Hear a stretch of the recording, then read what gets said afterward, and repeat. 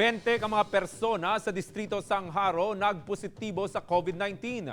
Mass gathering inalantaw rason sa pagdamo sang kaso. Si Zen Kilantang nakatutok live. Zen? Sa ginapahanumdum sang Iloilo City COVID-19 Task Force ang publiko nga likawan ang pagpatigayon sang mass gathering kasunod sang pagpositibo sa COVID-19 sang 20 ka mga residente sa Distrito Sangharo. Ginpahayag sang COVID-19 Task Force nga may isa ka pamilya nga nagpatigayon sang pagtililipon sa Haro District, Iloilo City sang tinalikdan nga semana. Pila ka adlaw matapos ang gathering, nakabatsyag sang simptomas ang isa ka miyembro sang pamilya. Sang ginswabbed, nagpositibo ini sa COVID-19. Gilayo naman nga nagpatigayon sang contact tracing ang City Health Office kay nagdangat sa 20 ka mga individual sang nagkalain-laing nga barangay ang nagpositive. Naging contact trace nato ang tanan nga nagkadto dito, no, mga kaparentihan, and some of them are friends, no, sa ina nga pamilya. And nag-turn out positive ang kadaman sa Ilazen, no, as of kahapon, as of kagabi.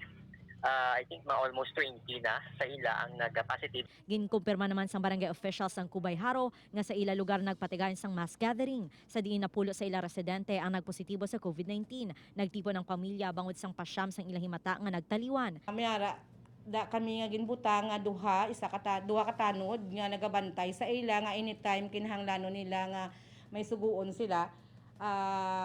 Ara gidayon. Nahibaluan nga nagpagwa sang executive order si Mayor Jerry Trañas angot sa pagsaulog sang Pasko nga limitado lang sa immediate family members. Hugot nga ginadumilian ang pagpatigayon sang parties ilabi na subong nga holiday season. Highly discouraged gid na magkandak pa kita sa mga parties ining Christmas season. Himuon na lang naton ini siya nga family na gid lang, no, nga sa aton na gid lang panimalay to avoid sang infections kag sang local transmission.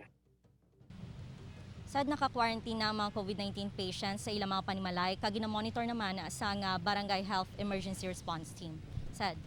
Zen, bangod sa nagkalinlain nga barangay, nag-i-star ning 20 nga nagpositibo. Posible nga magdamo paning numero kay pagpulit nila may mga naka-close contact man ning 20.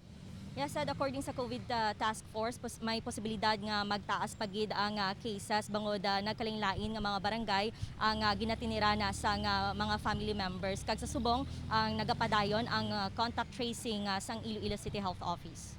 Sad. Madamang salamat, Zen Kilantang.